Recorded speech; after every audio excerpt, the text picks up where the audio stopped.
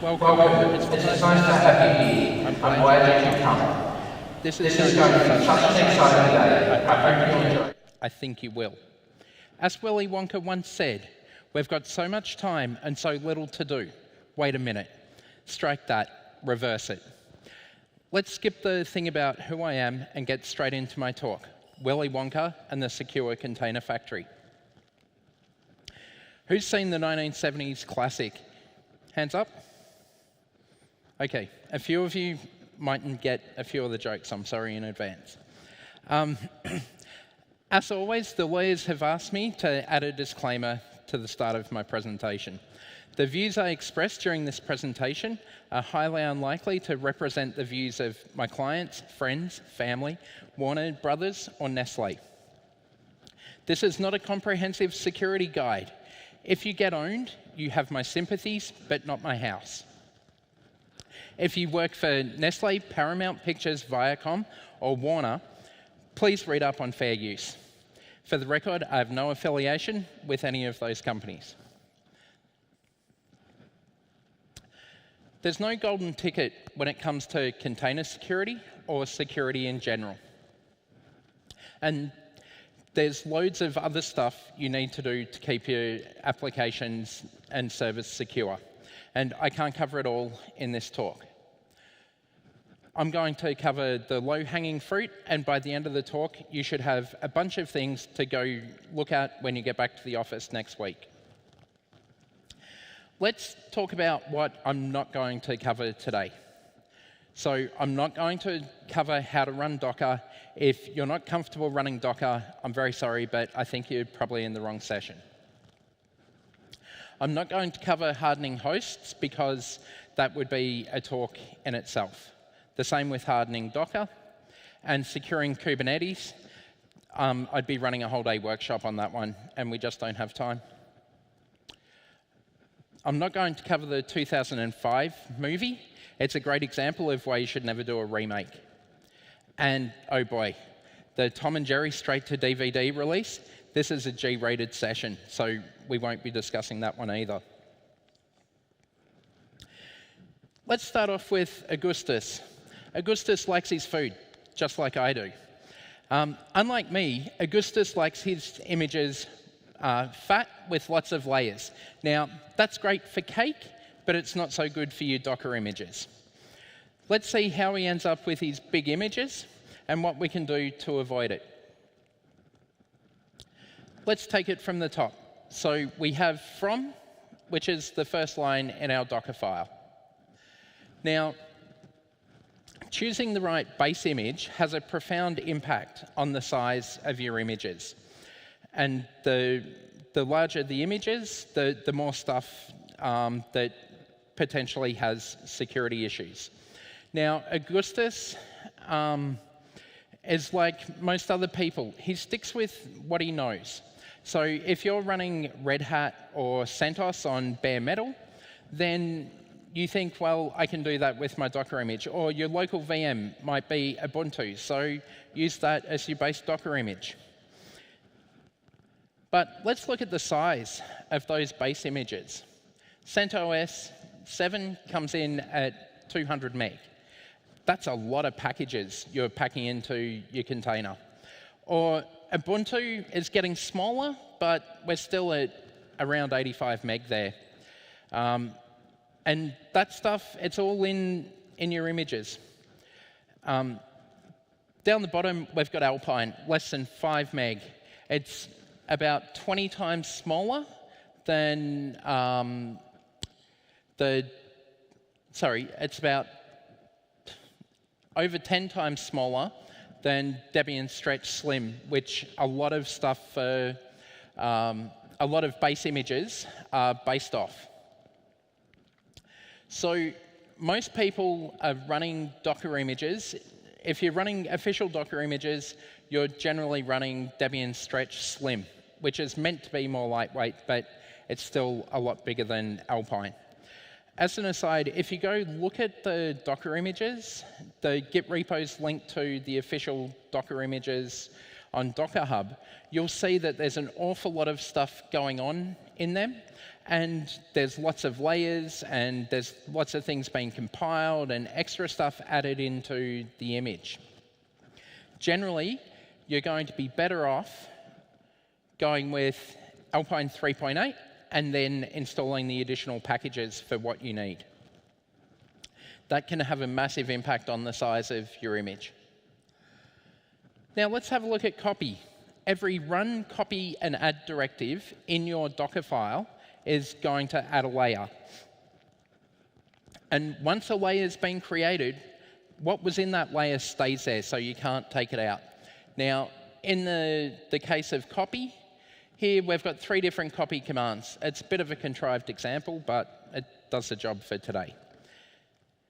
Now, we can switch it to using run, but we'll see here that the run, you've still got 4 commands, which means 4 layers in your image. Now, let's have a look at what we can do by using run to reduce the size of this. So,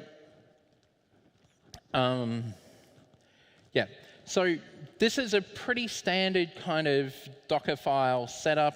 We've got adding in Alpine, copying our application in. Normally we'd have some more copies, but we've already switched to a symlink. Then we're going to update our package index, upgrade any packages, add PHP 7, and then grab some random stuff off the internet and pipe it to PHP, and then make it so we can run it. And then we run Composer install. Now, each one of those is creating a layer, and even though in the final image, anything that gets deleted is not actually available, it's still in the intermediate layers, making a large image. And things get out of hand quickly when you have loads of steps in your file. So what we can do, this is a bit harder to read, but it's going to be easier to maintain. So we come in and we set the work directory, so when we run Composer install and stuff, it's already in the right directory, and we're not having to have multiple run commands. So we can set the work directory early, we can create our symlinks, we can update. So here, it's going to work great. So here we're updating the package index, and we're telling the package manager not to cache the files on disk. So they never get written to disk, so it helps keep the image smaller. And we install PHP 7, and we install Composer. Again, using official packages from the distro means you're outsourcing maintenance of that stuff. And in the case of Composer for Alpine Linux, you're outsourcing it to me. So think about your choices there. Do you trust me with your Composer or not? So now, multi-stage builds. Multi-stage builds are really useful, but they're really only good if you're using a compiled language like C or Go. And given that the core audience today is PHP developers, I'm going to skip the how to do multi-stage builds, but I strongly encourage you to go check it out if you're using Go or C or something that needs to be compiled. It helps you keep all of your tool chain out of your final image, because if your container has that stuff in it, if the container's compromised, it's available for the attacker. Another thing with smaller images is they deploy faster. Now, when you're rolling out security updates, if you're doing them sequentially and you're running through a lot of images that you're pushing updates for, having stuff getting stuck in the pipe to push it out is not ideal. So try to get your images smaller. So the smaller image itself has 2 parts to it. One is that it reduces your attack surface. So when, not if. Like, I guarantee you, every person in this room at some point will have a server or a container compromise. So give the attacker the least tools possible once they compromise your container. And secondly, it just helps push out updates quicker. And it also makes your builds run faster. Like if your CI system doesn't have to pull down 200 meg every time it's running a build, it's going to run faster. So let's recap. You want to have a small base image, you want to have fewer steps, and if it makes sense, use multi-stage builds. Now, let's meet Violet. Violet doesn't care about her supply chain. Now, if I wasn't using Willy Wonka as the theme of my talk for today, this quote would be the theme for my talk. Docker is about running random code downloaded from the internet and running it as root. And that was came from a colleague of Dan Walsh from Red Hat back in 2014. 4 years later, nothing's changed. So it's especially important to understand what you're putting into your images and where it's coming from. Now, you're probably all thinking, he just covered from. Why are we going back to from? So we're going back to from because I want to actually look at what you're using in the from line. Now, some of you may have already seen this news story, but a little while ago, it was found that on Docker Hub that there were 17 images which either had crypto miners or other malware installed in them, and they had had thousands and thousands of downloads. People had actually gone to Docker Hub and gone, oh, it's on Docker Hub, I can trust it. Well, actually, no, you can't. And so just because it's on Docker Hub doesn't mean it's safe. If you find a project on Docker Hub, it may have a link out to a Git repo, but how do you know what's in that Git repo is actually what ended up being built? Sure, you can inspect the layers, but some of the sources that were in it may not be still there, so you can't verify it. So if you're using Docker images from Docker Hub, I would recommend going to the Git repo, grabbing the Docker file, and forking the repo and running it yourself. So you've got full control over what goes into that image. Now, there's a couple of other supply chain issues recently.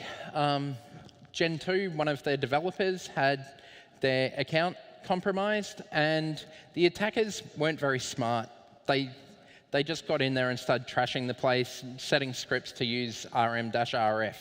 If they were smarter, they would have started putting in crypto miners or malware into the servers. Into the packages that got deployed out to servers. Another example, ESLint, an NPM package. It was compromised, and it was actually stealing other developers' tokens for NPM. Now, the analysis I saw of that was all tracked back to both of those cases to a developer not having 2FA enabled on their account. The ESLint developer had installed something else from a developer whose account had been compromised. So what I'm going to do is pause for a second, have a sip of water, and while I do that, you should all break out your laptops, and if you don't have two-factor authentication enabled on your GitHub account, go in there now, enable it. You can thank me later. And once you've done it on your GitHub account, go do it on your Drupal.org account as well. I'm actually serious. OK. So now, let's look at add. Add's brilliant. You can download anything off the internet, and it will get copied into your container. You can use add locally or for remote things. And if it's a tarball, it will automatically extract it for you. So if, and it all happens in one layer. So it downloads it, extracts it, and it only costs you one layer, and it throws away the tarball. That's great, isn't it? It's keeping our images small. That's what we want. Well, no, it's actually not so good, because how do you know that this latest tarball, which was version 1.3.2 this morning, is 1.3.2 this afternoon? They may have released 2.0 today, and your application's broken. Or even worse, the tarbal's been compromised, and you don't know about it. Your builds are working, everything's great, the application's still running, but now you're running a crypto miner. Everyone loves crypto miners, don't they? Blockchain. So let's look at a similar example with run. Now, what we can do with run is we can have random stuff that we pipe from curl into bash. You know, that's great. If you go to GitHub, there's loads of instructions that say this is how you install various tools. But there's a few problems with this. First off, Alpine Linux doesn't ship with curl or bash out of the box. So this isn't going to work with Alpine, which is a good thing. And how do you know that what's actually in that script? Have you read through it? Do you know what's changed in it? And I've actually seen a couple of articles where people have looked at the timing of how curl behaves, and its behavior changes based on if it's being piped into something else. And also the user agent is set to curl. Unlikely that you're going to be attacked that way, but it is a potential vector. So this isn't a good way. This is a better way.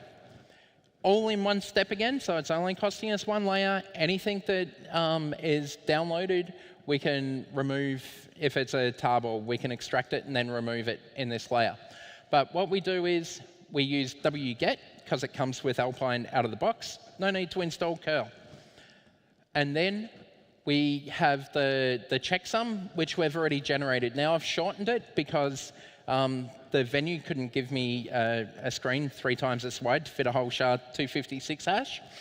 And then we pipe that into SHA-256 sum. And if the checksum doesn't match, our build breaks. If it does pass, then we can run the shell command with install, and it installs. Now, if this changes, we know it's changed, our build will break. Someone can then go download the installer, read through it, make sure there's nothing bad has changed in it, go through the Git history if it's coming off out of a Git repo, and then update the checksum. Now, pinning dependencies is also really important. So in your Composer, with Composer, you can have ranges of versions and stuff like that. But once you run Composer install, you get the Composer lock file, so you know what the versions are. They're not going to change over time. And we can do the same thing with Docker. So here we've got from Alpine. Now that just means use the latest tag, and latest is just the same as any other tag with Docker. It's arbitrary. So here we're using Alpine latest, but it's a bit unclear. So we can put Alpine latest, but that's still running the latest version of Alpine Edge, which is getting rebuilt all the time. Not ideal. So let's lock it to 3.8, so we know that it's always going to be 3.8. Now, we can also lock it to a hash. And it's pretty easy to get the hash of the image. So we run docker inspect, and then the version, the image and the version that we want, and we pipe it through one of my favorite tools for working with JavaScript, JQ, and we have a query in there that spits out our hash.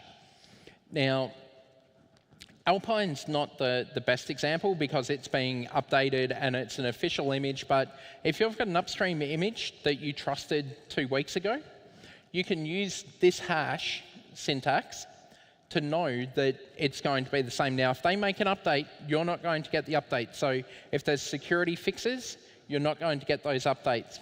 And if you can just have Alpine at hash, but then you don't know what the version is. So someone looks at the Docker file and they're like, oh my God, what's this? So you can put the version number in there as well, just to make it easier to read. But yeah, if you're using the hash, you need to be checking it periodically and updating it. Now, do you have an inventory of what's going into your containers? Do you know if there's security vulnerabilities in your containers? There's loads of different tools for doing vulnerability scanning. Now, one of them is CoreOS's Claire project. It takes a bit of effort to get Claire up and running, but an easier option is to use Aqua Security, not to be confused with Acquia. Aqua Security has Microscanner, and it's a very neat little tool that you can just add to your build process, and it'll scan your image for vulnerabilities. So it's pretty easy to add it. We can just add this whole block here to our build script. So we run docker build, and we actually pipe a Docker file into it. Don't worry, it's not some random file off the internet we're piping into it. It's the contents here. Now, we have to get a token from their website to be able to use it, and we use arg, the build arg, and then the arg here, which is like injecting an environment variable into the Docker build. And we have from our image that we've just built, and then we use wget to download the microscanner, again verify the checksum, make it executable, and then run it. Now, at the end of the process, there's no doc file still lying around, and while this image will sit in your CI system, you can delete it at the end, or if you've got a CI system that automatically cleans up after itself, then it's gone. Now, make sure if you're using this that you put it before you do the Docker push. Otherwise, you're going to push the image and then scan it and find out that you've got vulnerabilities. Not ideal. You want to break the build if this fails. So don't end up with your applications being sent to the juicing room. And what you should do to avoid them being sent to the juicing room is choose your sources carefully. Just like, well, I hope all of you in here wouldn't just grab some random PHP library without having a bit of a read over it to make sure that it's not like dodgy. And pin your versions where it makes sense, be that either the Docker version or use a composer.lock file or whatever locking system the language you're using has. Validate checksums. And this doesn't matter if you're doing it in Docker or you're running stuff in general. Never just pipe curl to bash. And scan your images. Now, I could talk about image signing, but that would take up a fair bit of time just going through how image scanning works, and there's a bit of effort to get that up and running. So I'm going to skip that, but if you have some concerns about your the sources of images and when they're being shared and having a proper audit trail, look at image signing as well. Now, it's easy to get carried away with containers. You start building containers, you're like using Docker Compose, you're deploying stuff. It's all fantastic. We're using Docker. It's great. But if you don't have a plan, you can really get yourself into trouble. Make sure that just like you have for managing your applications, have a plan for managing your Docker images and your container infrastructure. Make sure that you're applying updates. Make sure you have tooling that allows you to deploy quickly. And also, make sure you've got documentation. It's no good having one person who understands all your Docker files and how they work, and they go off on leave for 2 weeks, and there's a security issue. OK, meet Veruca. Veruca wants root, and she wants it now. Now, root in the container is root on the host. You can specify a user in your Docker file, and that reduces what the attacker can do. Because if they break out of the container, they break out of the container as the user that the container was running as. Now, sure, you've got AppSec and you've got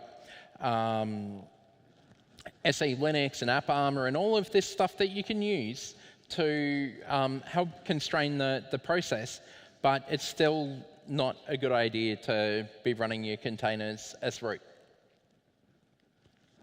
So this is the Docker file we had before. Now let's add a user. So we have add user, and we give it a user ID, and we give it a name. Now, I'm calling it worker because it's doing real work. If it was a manager, I'd call the user paper shuffler. Now, we have user. Once we add the user here, we add it to our Docker file as using the user directive. Now, any steps after that user will run as the user you've just specified, and any containers that you extend using from will also, anything in them will run as that user. But you can switch back by adding another user. So you can switch users as often as you want. Ideally, you group stuff for the user, though. Another thing to be wary of is setuid. So what setuid does is it's a binary that allows it's a binary that runs as the user that owns the file. So, and group UID is similar, but it applies the group to the command. And often setuid root is so anyone can run something as root without having to give the person elevated privileges. The problem is setuid can be abused to actually break out of, to get privilege escalation. So this is really ugly because, again, I couldn't get a screen 3 times bigger. But what we do here, we run a find command and we're looking for setuid and setGroupID files in our container. If we find any, we exit. Now, this works great for Alpine because Alpine by default doesn't have any setuid binaries. Now, if you're using Ubuntu or CentOS or Debian or something like that, you're going to have a bunch of them. This will break your build every time. Your better option here is to either delete them or remove the setuid bit from the binary. Or even better, just use Alpine Linux and then you don't have this problem. So, quick recap, don't run as root and check for setuid binaries. And containers aren't some special magic. They're just processes with an associated file system. If you wouldn't run the process as root uncontained, then don't do it in a container. Okay, here's Mike TV. Mike TV is a developer. He loves shiny stuff. He doesn't like dealing with the old things. Now, do you have an inventory of your containers? Do you actually know what you're running? Do you know what's in those containers? Like one of the things that you can do with Travis CI and other CI systems is set it up so your build runs every night. Now, if you've got base images, they may not see a commit to them for weeks or even months, but you can rebuild them every day and have it update all the packages in there, and that way you're keeping your images secure. The other advantage of this is that if it hasn't built for a while, when you've got a security issue, you don't want to be trying to run a build at the last minute and the thing hasn't built for 3 months and you find out that 2 of the dependencies have gone away. You want to know about that stuff straight away. Now, the next thing is, do you have a workflow that supports continuous deployment? How much effort do you have to put into deploying your application or your containers? Like, when Drupal 3 or 4, or are we up to 5 already? I've kind of lost count. But when the next Drupal hits, how much effort are you going to have to put into updating all of your containerized Drupal instances? And one thing that's really changed, like when I started doing sysadmin stuff, uptime, like the higher in days your uptime was, the better your systems were, the more reliable they were, the more stable things were. You know, there were people who'd brag, I've got uptime of over a year. Now if someone tells me I've got uptime of a year, I'm like, oh my God, how many of your things have been compromised? Like uptime should be measured these days in hours and days. Uptime is a measure of how long something has been potentially compromised. So if you're constantly turning over your images, sure, you may have stuff that's been compromised that you miss, but it means that it's less of a problem because you've got the attacker out of your system. Well, hopefully anyway. So don't forget your old stuff. Know what you have. Rebuild and redeploy often. Now, the aim of all of my talk today has been that when you have a compromised container, that the attacker gets nothing. Like the Wonka Vader looked like some magical machine, and was actually pretty cool. I love this scene in the movie where they broke through the roof. But a good CI/CD system shouldn't be considered like a Wonka Vader. It should be considered just a normal part of your system. And most of what I have discussed today, you should be able to incorporate either into your Docker file or into a build script without loads of effort. Now, let's recap the key points as I wrap up. So the fat images increase your attack surface. And I'm allowed to make fat jokes. They also slow down your deployments. Now, if you don't watch your supply chain, juicing them might be the least of your problems. You don't want to be serving malware or running someone else's crypto miner for them. Have a plan for how you're going to manage your containers. You wouldn't run your web server as root in a VM, so why do it in a container? Just don't do it. And don't just focus on the new shiny stuff. Have tooling in place to manage the stuff you've already got. I hope you've learned something useful today, and you can go build your own factory. Your factory may not look like Willy Wonka's, and I hope it's actually safer than Willy Wonka's. So thank you. Now, I also need to thank the sponsors. DDev, they do great stuff with containers. Go check out their stuff after this session. Well, after you've enabled 2FA on all your accounts, then go check out their stuff. And one quick thing, if you're a resident of the European Union, you need to take action today. Go hassle your MEP to vote against Article 13. If you like slide decks like this, I rely on fair use. Article 13 means I'm going to have really text-heavy slides that I just stand here and read like this for the whole session. So if you want me to do slides like this, go hassle your MEP. So thank you. And any questions?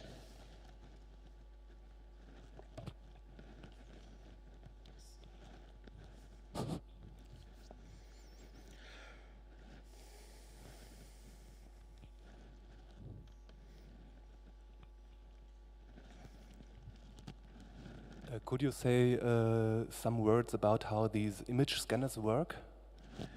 Sorry? How do these image scanners work? Okay, so the image scanners, they take an inventory. There's various scanning tools, but in the case of the microscanner and Claire, they interrogate your package manager, and they get a list of all the packages you have installed and the versions, and then they go compare against a list of known vulnerabilities. So they know like which packages have had a security update.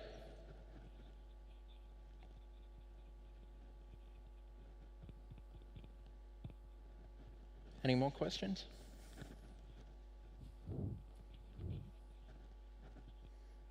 So at the moment, Alpine doesn't have any direct support from anything but community, and that's a relatively small community. I wonder if there are some implications for people being forced to use different distributions due to compliance. Yeah, so I work in the enterprise space myself. Our infrastructure people, they think Red Hat is great, and they think like big 200 meg images are great. Unfortunately, the sheer number of packages in there, like if your Red Hat container gets compromised, the attacker's got a whole toolkit in there for using either for like attacking other systems or for lateral movement within your own systems. So by using a smaller image, it reduces the toolkit. And that's part of the argument I've been making internally, that we need to be focused on, like Alpine, the community is small, but I know several of the senior people within Alpine. I've actually found issues with some of the stuff they do when it comes to security. I've raised it and they've fixed it quickly. They take security very seriously. And so I have a high degree of confidence in using Alpine Linux. And you have people like Amazon, even though they've got Amazon Linux, there are people from the evangelism team at Amazon who say, go use Alpine. So that it does have, and Docker Inc. funds the lead developer of Alpine to work full-time on Alpine. So I think that even though it's a smaller community, the problems with the bigger containers outweigh the risk of using Alpine. Yeah, you can have another one.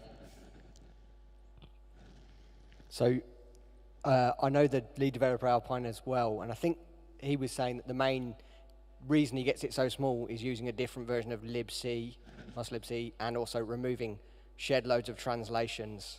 So there's a limited amount of translated documentation like in there, and amongst other things. And he thinks that 4 is a reasonable number to get down. I was just going to add that as a aside.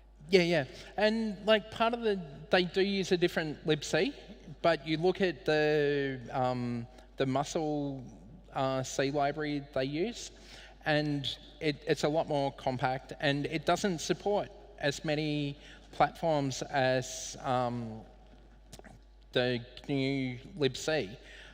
But there's some stuff in there that's really old. It's like OpenSSL before Heartbleed. They had heaps of this really old, hard-to-maintain code, but they kept it there for backwards compatibility, and that's where some of the problems have come in. Now, Alpine isn't designed, well, in theory you can use Alpine as a desktop and all of that, but its best use case is for running really lightweight servers or containers. And so you don't need loads of documentation in the container. Like, you build the container, it runs. Like, if you're installing OpenSSH in your container, you're already doing it wrong. So I understand that there's a lot of people in this room who speak multiple languages, and that's great. I only speak English, which makes it easy for me. I say, yeah, let's just have English, and but it does reduce the size, and that makes deployments faster. Anyone else have any questions? No? Okay. Well, I'll let you all go eat chocolate then. Thank you for your time.